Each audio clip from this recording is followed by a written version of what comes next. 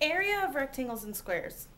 I want to start off by saying what we're going to talk about in this video only works for rectangles and squares, so do not try to use it for any other shapes.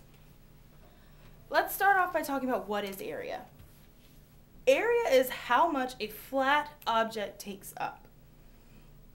So, if this is my kitchen floor, and I'm thinking about retiling my kitchen floor, in order to know how much tile I need to know how much space does my floor take up. I need to know the area of my floor. I have measured my floor and I know that it is 13 feet long and 10 feet wide. So I'm left with the question, how much tile do I need to replace my kitchen floor? One option is to divide up my floor into squares, even squares. So I could measure my floor and divide it up into 1 foot by 1 foot squares, 1 inch by 1 inch squares, depending on how large my tile is. And then I would count up all the squares. But that could take forever.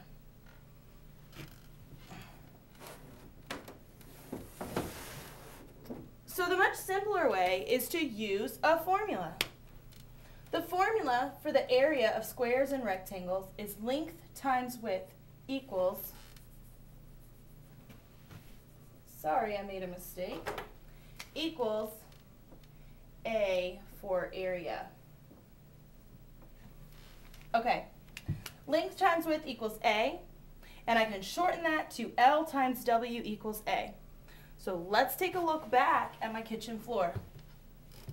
I know it's 13 feet long and 10 feet wide, so I am simply going to plug these numbers into my formula. 13 feet will go for length, 10 feet will go in for width, and then all I have left to do is the math. So 13 times 10 equals 130 square feet.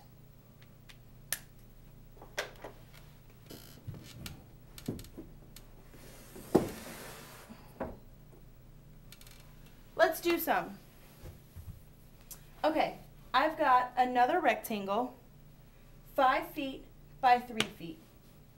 I'm going to use my area formula, which is length times width, and I'm going to plug in my numbers into the formula. Length is 5, width is 3. All I have left to do is the math. Area equals 15 square feet. Let's try a square. Squares all have the same lengths, but you still use the exact same formula. 5 feet wide, 5 feet long. Length times width equals my area. I plug in my numbers. 5 for length, 5 for width. I do the math and come up with 25 square feet.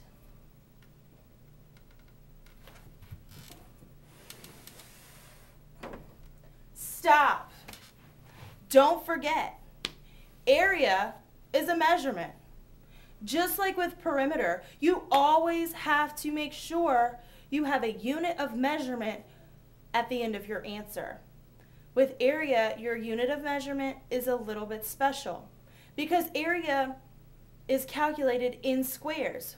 We can divide the floor up into squares. So the math is just making that shorter for us and telling us how many squares there are.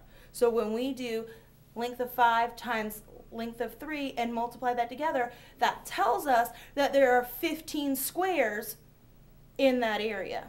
So you always have to have a square unit of measure. Square feet, square miles, square units, square centimeters, whatever you're using, you have to make sure you remember the square and the unit.